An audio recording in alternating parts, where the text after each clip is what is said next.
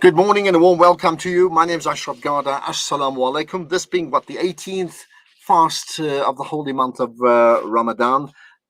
Incredible as we now count down to the last 10 days. We'll certainly do that in the soon in the how to of Ramadan, how to get your last 10 days right, whether you're going to be sitting in itikaf, whether you're going to be doing what I'm doing, just working in some way or the other. There is some serious benefit of ibadah in the last 10 days of Ramadan. So how then do you get that right working for you? We'll talk about that. As always, your feedback is welcome. You can engage with me anytime based upon the comments we had yesterday. Lots of fascinating thoughts and intriguing opinions around that Mufti Menk conversation with Tembisa Fakude. Your comments 0617660355, which you can text me or you can even send out a voice note. Today there's lots to talk about. Climate change, a big issue, and many believe that what's happening in KZN a direct result of the impact of climate change. So we'll talk about climate change, how serious is the problem in the world, in South Africa. Then we'll also look at the back end of that, the 4IR solutions, if any, with climate change. We'll chat to Nazir Jamal and then Professor Chilizi Marwala from the University of Johannesburg. We'll also get an update on the goings on in Palestine, Israel. So much has happened in the last week. Airstrikes apparently coming out from Gaza to the Israeli side, and then reprisals. So we're going to find out and make sense of that. All of that started, of course, since that attack on the Al-Aqsa Mosque, probably just a week ago. You do know over 1,000 people, 1,100 and something is the quota now for Hajj, for South Africans to perform the Hajj this year. So we'll chat to the president of SAHUK about that. Basically, we know the number, but how much time do they have to say yes or no? And then what happens next? We certainly are going to find out about that. In fact, was there a chance of getting more? So all of that to come. This program is brought to you by the African Muslims Agency. Imagine a world where every family has food for suhoor and iftar in Ramadan. Well, imagine that. Call AMA on 010 0722 262.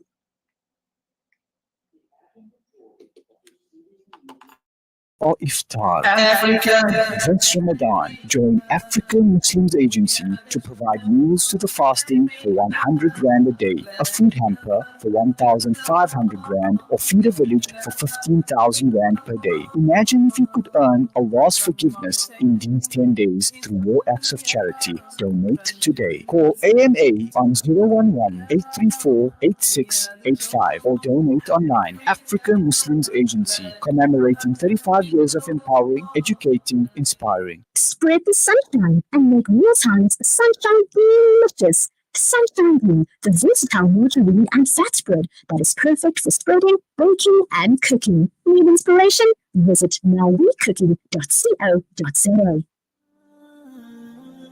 The global wheat market is in turmoil and prices have risen rapidly. This places the most vulnerable Syrians at greater risk of hunger and food insecurity. Sponsor a ton of flour at just 7,500 Rand and help ensure displaced Syrian families get their daily bread. Donate flour for Syria online at alimdad.com or call 0861 786 243 for more information. World-class financial services only at Sapphire Global, your financial partner. If you are looking for Islamic Sharia and ethical financial products, look no further. Sapphire Global offers a wide range of financial service offerings from short-term to life and investments. A full-service center with all financial requirements under one brand. Our highly skilled and experienced consultants are ready to help protect your financial future. Contact us on 041 001 0184 or visit our website on www.sapphireglobalfs.com. Sapphire Global is an authorized financial services provider. Zakah has the power to end extreme poverty. If the whole world gave zakah, it could end extreme poverty many times over. Islamic Relief has been distributing zakah for over 38 years. Our zakah policy complies with strict Sharia guidelines. It's endorsed by qualified scholars, and it only goes to eligible rights holders. So, harness the power of your zakah with Islamic Relief.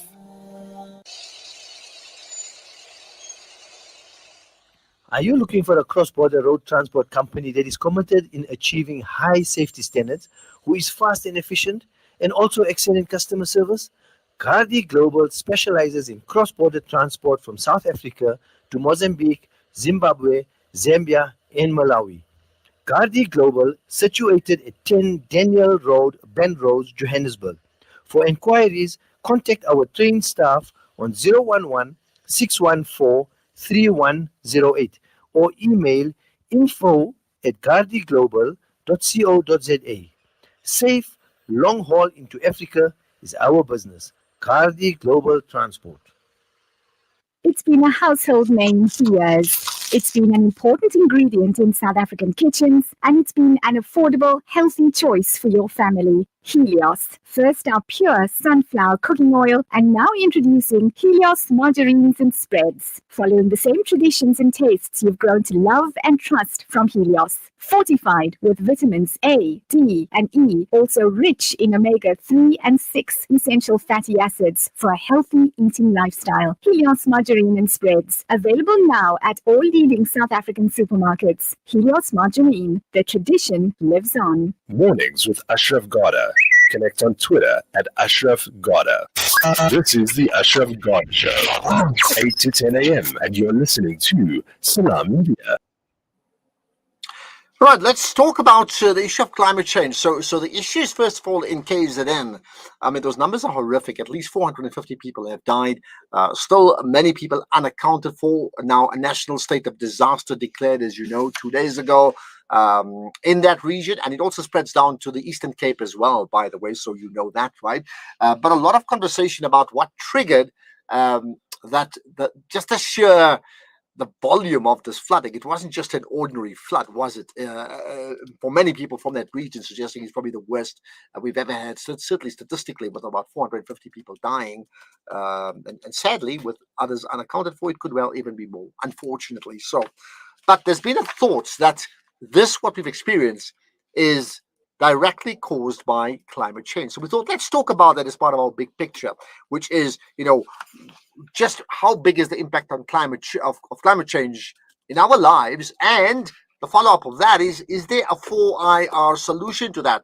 As far as the 4IR goes, we'll chat to Professor Chilizi Marawala, who is very much a champion of 4IR. He's Vice Chancellor of the University of Johannesburg. So we'll get to him and his solutions later on. Let's, however, get to the answers about just how big is the climate change issue, right? Nazir Jamal with me, who's done some fabulous video clips, by the way, around what's happened in KZN. So I suggest you follow him on all social media platforms. But on Twitter, it's Naz Jam. So Nazir Jamal is an environmentalist and the MD of the Quasar Environmental Consulting Group. Nazir, appreciate your time and good morning. Salaam alaikum.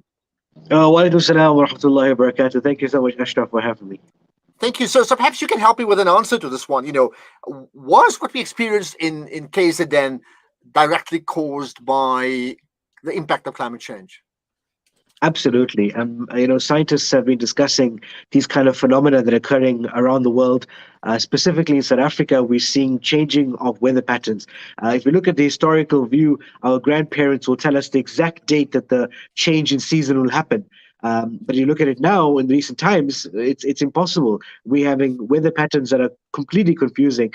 Cape Town used to be the city that says you'll have 4 seasons in one day, but Durban's become that as well. Johannesburg, I see it as a similar thing. So we're seeing this change in weather patterns in climate across the continent and around the world, but specifically in South Africa, these kind of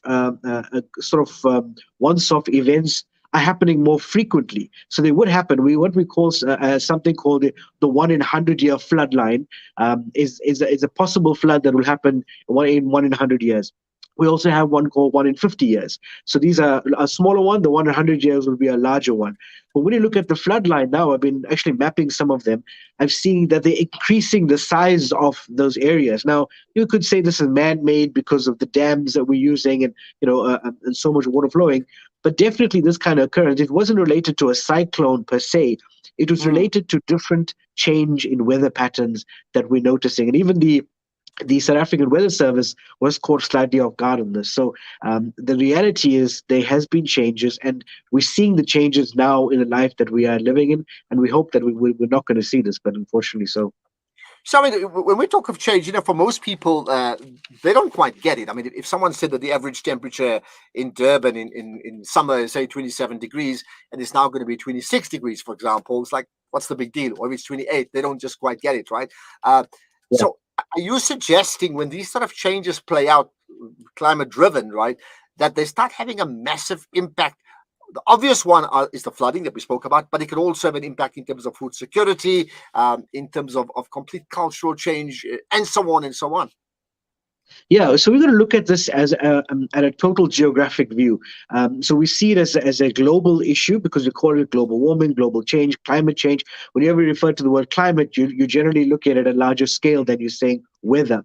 So yes, there's climate change, and when you look at it at a weather change of 1 or 2 degrees, it may not be an issue.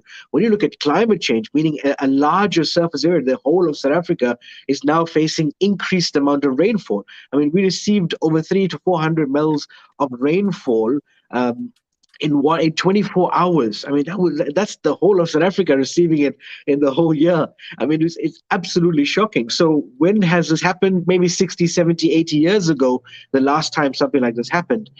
Again, it's a combined issue. It's not just climate change. It's issues of locations of people, where they're staying, and then from a global perspective, we're seeing sea level rise. So I mean, this is an addition with the glaciers that are melting across, in the ocean, up in the Antarctics and Arctic oceans, and we're seeing that causing further effects. So it's hard to say and just pinpoint one thing.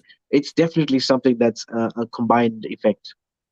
So here's a question to you: How much time do we have left before the world self-destructs? We look at the trajectory of the timeline. And we're seeing, there used to be a age of ice age, as we know, and then there was a global warming that happened. So similarly, shouldn't it be, in the same trajectory that the Earth will cool and warm as it goes? I mean, it's an amazing dynamic system of ecosystems and living beings and organisms and so on. So we'd say, that's the normal trajectory of life, but we see this as an acceleration of speed. So if you look at the graph, it's a very famous video, a movie done by Al Gore, when he speaks about the inconvenient truth, and he goes onto the map. He has to use a ladder to show how the change over a period of time drastically goes up. In terms of carbon emissions and carbon in the air, that's causing the warming of the earth and so on. And we know the whole story. So the question, as you say, is what time frame? So it's hard to say that time frame, but what we can tell you for sure is we're going to be seeing much more of these effects happening. I mean, one of the major ones I really am worried about is the ocean acidification. Over 30% increase in acidification of the oceans.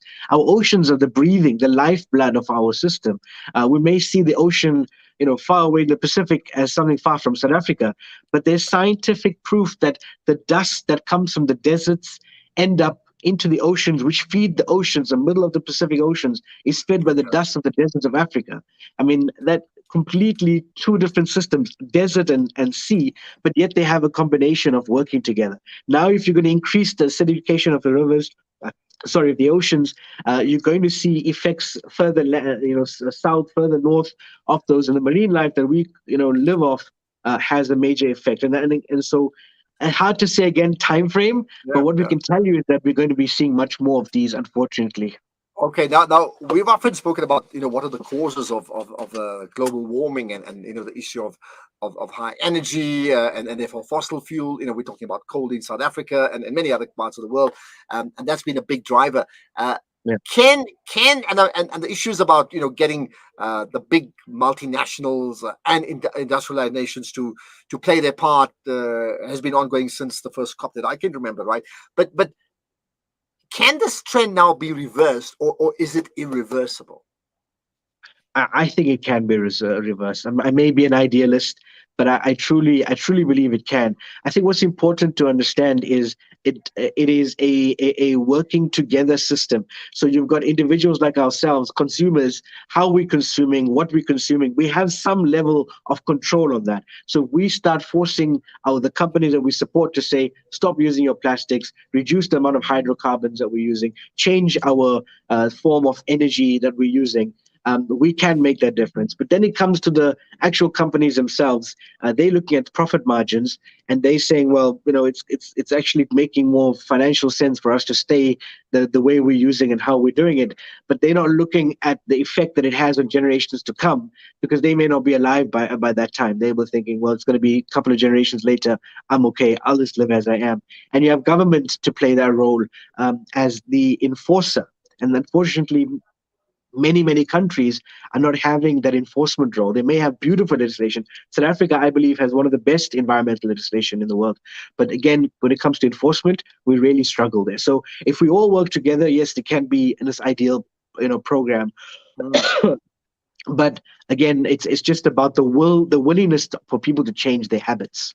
Well, I'm talking about habits. I certainly know many companies are on side with regard to changing those habits, and campuses, for example, we chat to Professor Tshilidzi Marawala after you, and what they've done at UJ, I think is really admirable in terms of just ensuring removing their reluctance on fossil fuel, etc., to power the energy within the campus. So we'll talk about that. But there's also a sense that for many people, so much of the world is poverty stricken that they would have to continue their industrialization, even if it harms the planet, because the two of them are completely related in the sense of if you downturn the industry, it has an impact upon economic growth. Your thoughts on that? Yeah. You're looking at it, developed and developing countries. The developed countries have themselves have already, are able to move to more greener, technologies. But our developing countries, it's impossible right now. It's a pipe dream to have electric cars in South Africa. Many of us will think that it's happening soon. It's difficult to say. And then, and this is the whole topic of, excuse me, India talking about a relationship they had with the US. And saying, well, you all had enough time to damage the ozone layer. We didn't have enough time. We're still growing. And so, as a political, it comes through, it says, well, give us our chance to damage as much as we can and let's move on. So again, it's a difficult one. And it's really, truly about that pressure, that advocacy, like us as climate activists, to continue putting that pressure and hope for change then, and do it in a small scale. I see there's a young guy in Cape Town who's actually using solar and his own little system to warm water, and he's going to try and pilot that and move into communities. So at least we'll have a less reliance on geysers. And reliance on just on the beautiful solar energy that we have, Right. But again, with food security, it's a major issue. How do the problem with soils that we're having, less valuable soils because of climate change, but then the same farming practices are there, and we're not changing the way that we farming. So it's a catch-22. A lot to consider. Therefore, the issue of maybe using 4IR technology, perhaps as a mean to combat climate change, is something we're going to touch on. I want to ask you those questions because I'm going to put that to Professor Tshilidzi Marawala because he's very much a champion in that space. So, Nazir, appreciate your time. Thank you for joining me. Feel free to tweet some further comments on the back of this conversation and maybe share some links around the issue of climate change. I'll gladly share that. Just tag me, Ashraf Garda, as well as Salam Media. We'll certainly pass it on. All right? Here we Thank you, Ashraf. Big concern. If you think it's all Spaza Waza, well, you're wrong. Nazir Jamal, environmentalist, and the MD of Quasar Environmental Consulting. So that's one take on the issue. So let's look at the 4IR solution, if there is, with Professor Tshilidzi Marawala right after this.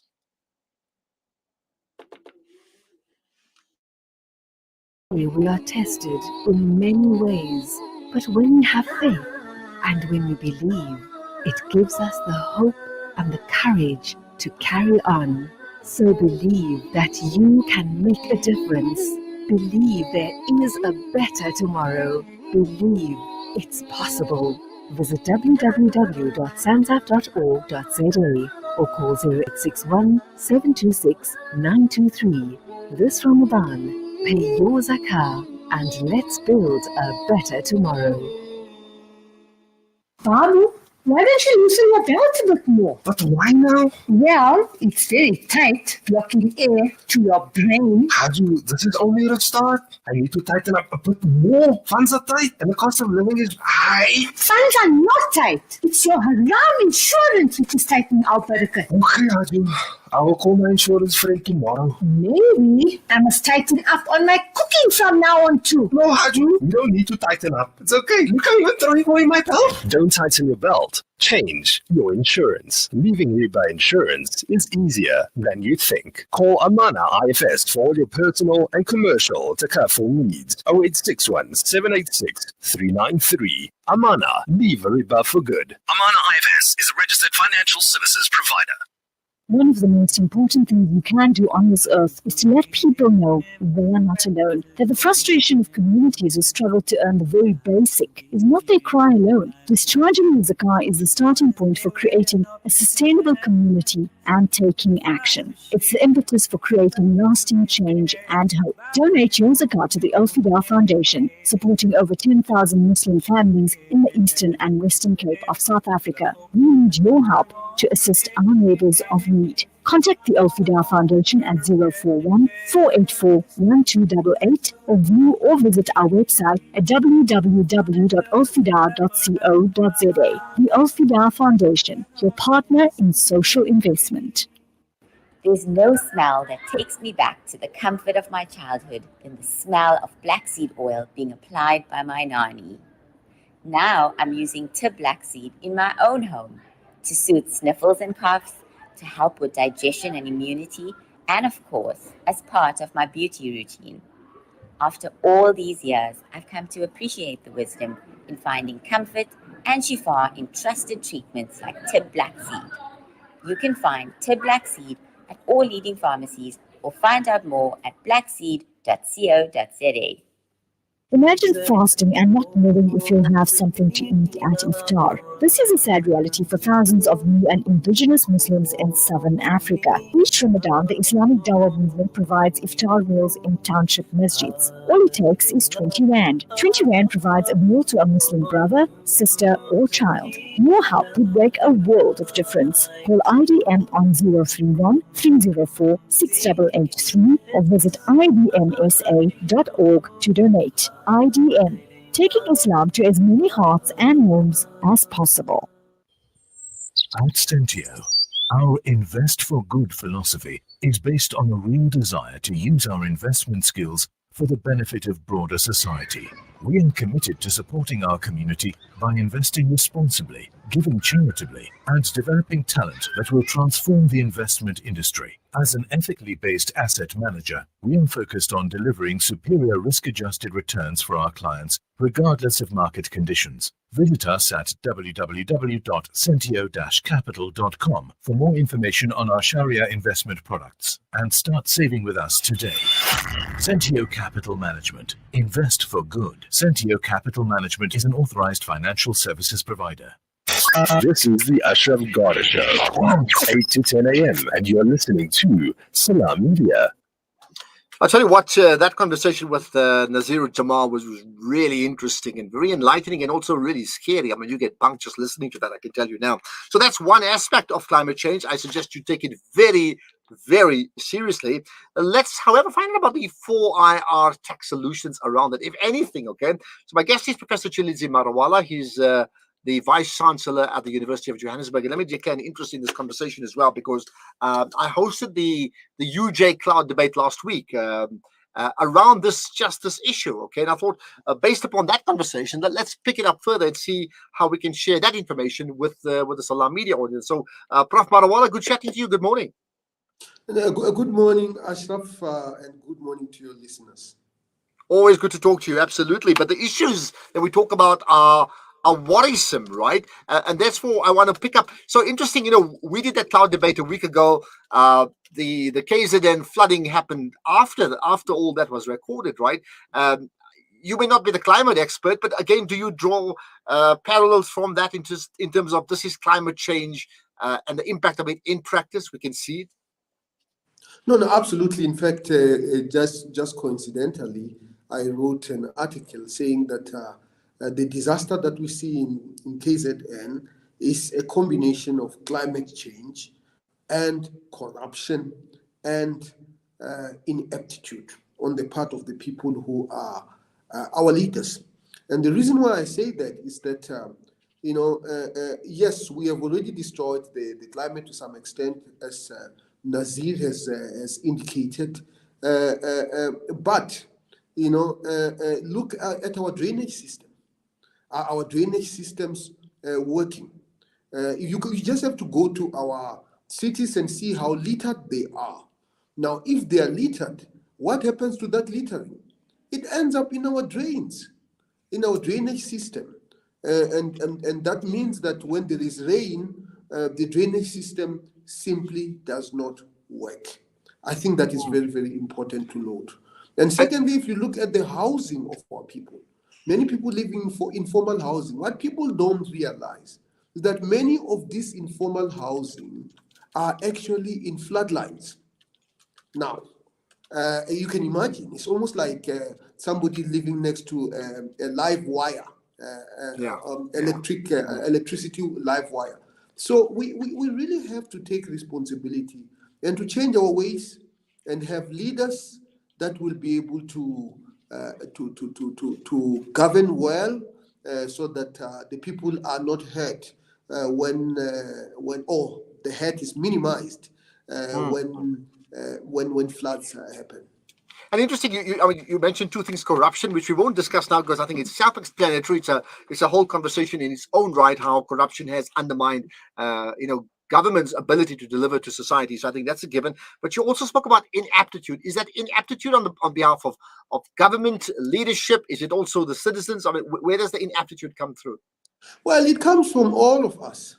Like I said, when we see somebody dropping dirt in our streets, where do we think is going to end up? Don't we have the responsibility to change that? When the streets in front of our houses are full of dirt, whose responsibility is that? So we all have to take responsibility. And then obviously when you look at the local municipalities, we know the amount of corruption that happens there. Are we getting the right people?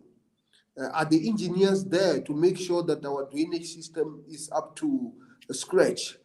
Do we have the technical people who have to redraw the flood lines given the climate change matter? Do we have the people who can be able to respond quite effectively in a crisis like this? The University of Johannesburg, as you know, has launched a UJ relief fund where me and the chairman of council collectively donated 120,000, and we are expecting to collect more than R1 million. The question is, who do you give that amount to?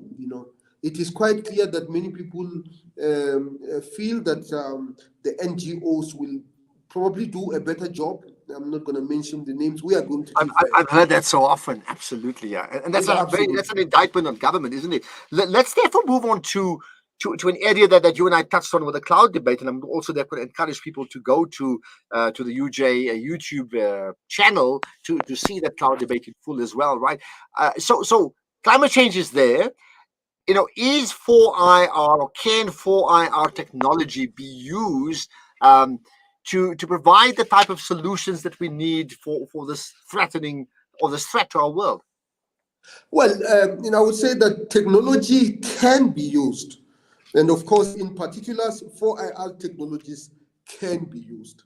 Let's just look at other ways of generating electricity, solar. And I'm going to mention solar simply because here at the University of Johannesburg, we have installed solar energy in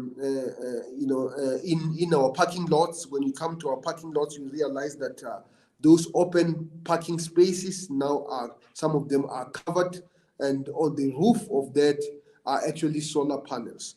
And as a result of that, 15% of our energy consumption is now solar. And we are not a small energy consumer. Just to give you the numbers, we have 52,000 students.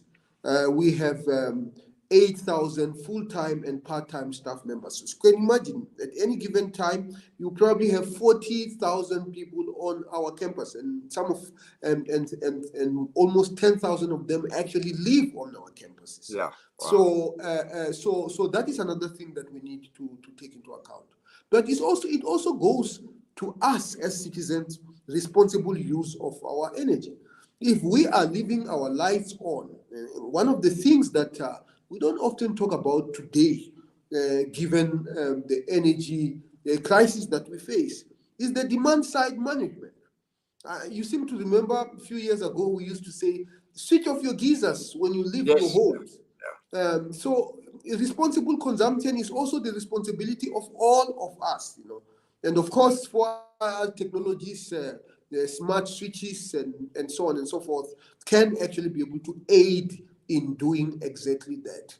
Well, I want to pick up on the civil society aspect in just a moment, but are there some, your example of solar energy usage on your UJ campus, I think is admirable. Are there other things, because all about is trying to find replacement to what we call traditional energy. Absolutely. So who's doing what and using the technology, the new technologies we have at our disposal? No, LED lights, are our lights that we are using on our campuses. Are they energy efficient? What kind of heaters do we use? How often do we use our air conditioners? Is there a better way in which we can efficiently use them? There's quite a great deal that can actually be done, and we should do these things, And I think it's not it's something that government and players such as ourselves must come together and say, given the size of the South African economy, how do we procure quite smartly many of these energy-friendly equipments so that they can come at a better price? The economies of scale. If you go and buy as an individual, is more expensive than if you go and buy certainly as a country. So those are some of the things that needs to be done. But for that to be done, you need a state that is effective. You need a state that is strong. You need a state that is developmental in its outlook, and that takes the interest of the people as the most important factor, not individuals. Well, in fact, you gave three types of requirements from the state. Which one of those three boxes gets ticked at the moment? Well, I think there's an element of each. The issue is really the extent. I think we can easily quadruple our efforts for better results. South Africa is actually quite an interesting place in the sense that we talk almost the right talks. The question is, how much do we do the right doing, and to what extent? And so that is something that we need to hold our leader. We all are our leaders. I do not want to put blame on politicians, because leadership is not political leadership. It's leadership in the institutions that we run.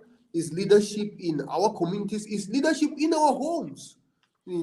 Because as leaders in our homes, we can actually change the energy consumption, the water consumption patterns of our own families. I suppose, and I'll leave it with this. Certainly, for the besides government and big business, I think for the average families and communities, they will adopt new ways of doing things if they see the solutions and they see the solutions and the benefit immediately. Which then again brings me back to the point of 4IR technology. You've mentioned one or two examples. There can be more. How do we popularize the use and the creation of 4IR delivered technology that will change society around energy, but also then get millions of people sort of adhering to this new way of life, because we're talking about a habit change as well. No, absolutely. Look, I think one of the things that ought to be done is to increase the scientific and technological literacy of our people. And here at the University of Johannesburg, we have a compulsory course for all our students, Introduction to Artificial Intelligence in the 4IR. Doesn't matter what you are studying, you have to take this course. You'll get a separate certificate while you complete after you complete the course, but you can't graduate without it. And we realize that it is not just about the UJ community, and we have made this course available for free. Your listeners, if they want more information on how they can be able to enroll, it is available for free, and you can get a certificate from the University of Johannesburg, because we believe that these technologies are available, but if our people are not technologically literate, then they are going to miss out. Well, I think you make complete sense, and I think it's a big challenge to every one of us. So I'm gonna leave it with you to, in terms of them wanting to apply. I mean, just feel free to tag me on one of your tweets that I can share with the audience as well as that cloud debate conversation that we had. You know, the links to the YouTube channel. I certainly want to share that to a different audience, because I think we all need that. Prof. Tshilidzi Marwala, great chatting to you. Thanks for your time.